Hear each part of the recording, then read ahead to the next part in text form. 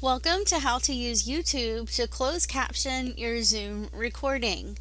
This video is meant to supplement materials found online and to simplify the process of using YouTube to close caption your Zoom recording. First, you want to go to your YouTube account and upload your video.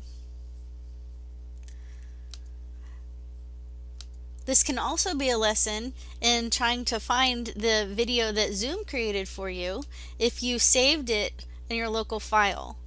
It's going to be in Documents, and then there's going to be a folder called Zoom. Go inside that folder and inside that folder one more time, and it's going to be the recording called Zoom_0.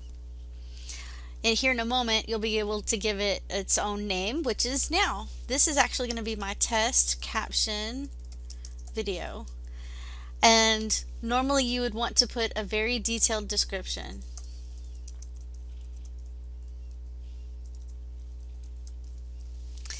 You'll want to scroll down and let YouTube know that this is not made for kids and click Next.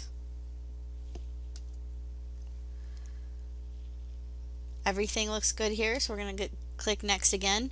I'm going to make my video private for now because, again, this is just a test video. And then I'm going to click Save, and YouTube is going to start processing the video.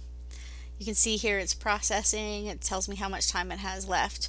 What it means by processing is it's uploading to YouTube. What it doesn't mean right now is that it's automatically closed captioning.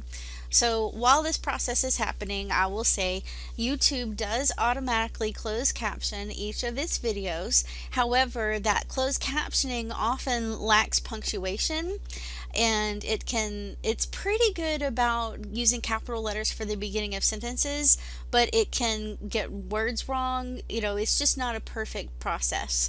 So what I'm going to show you is how to find the subtitles that YouTube has created and how to edit those subtitles so that they are readable for our students. Okay, it says it's finished processing, and according to YouTube, that is true. It is finished processing in terms of uploading it onto the YouTube channel, but it's not finished creating the subtitles yet. And I know that because I'm going to go over here on the left side of the column. I'm going to click Subtitles, and I have this blue link here that says Add. So I'm going to wait. I'm not actually going to add subtitles. I'm going to wait and let YouTube process and automatically add the subtitles. If I wanted to, I could do a few things here. I could upload a file. If for some reason I already had an SRT file of captions, then I could upload that file. I could transcribe and auto sync, or I could create new subtitles, and I'll just show you what that looks like. If I click that option, then I would listen to the video and type what I hear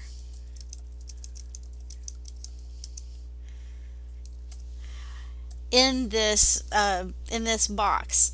YouTube would then add the subtitles to the frames of the video. That can be done. If we just wait, YouTube will go ahead and automatically create those subtitles, and then we can go in there and just edit those subtitles to make them excellent for our users. So I'm going to return to YouTube Studio. I'm going to pause right now.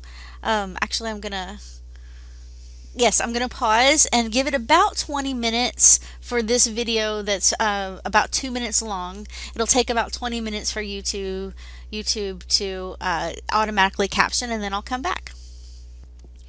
Okay, I'm back, and we are now at our published subtitles status, so that's exciting. It took about 20 minutes. Again, that's for a 2-minute video, so plan accordingly. It will take a while, but it will get done. All right, so now I'm going to click on these 3 dots, and I'm going to choose Edit on Classic Studio, because again, it's a great thing, this automated captioning, but it's not going to be perfect. All right, so you can see over here on the left, I've got my captions. They're broken down by frame, and this is how they would look in the actual video. Well, of course they would be up in the black part, but they're frame by frame. I want to edit, so I'm going to click Edit. Give it just a second, and then now I can, you see my cursor is blinking in the text box. I can now capitalize that all right and add punctuation. So this is my Zoom room, and that needs a period. And I could continue on, but I think you get the idea. I'm actually going to share some information that I'd like to read for my sample video. Why close caption? Period. Well, for one reason, it helps people who need to watch videos silently or who cannot hear sound. Period. And that's how I edit. When I am finished making changes, I'm going to click Save Changes, and those changes will automatically be applied to the YouTube video. I'm very excited about this process, as you probably can tell in my voice. Let me put up my contact information here so that you can send us some email. Let us know how the process is going for you, or if there's anything else, any other question that you have about the subtitling process using YouTube. We are at online.learning@nscc.edu, and we look forward to hearing from you. Thank you.